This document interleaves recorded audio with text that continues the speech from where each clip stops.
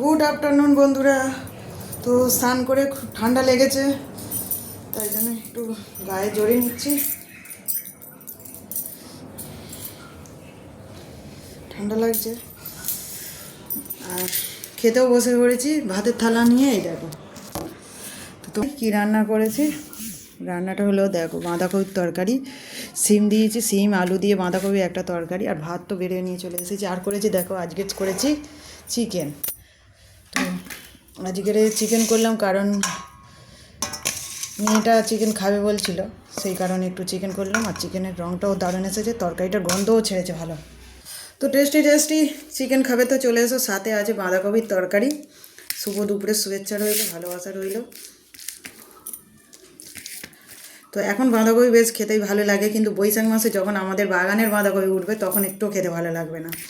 এখন বাঁধাকপি খেতে ভালোই লাগে,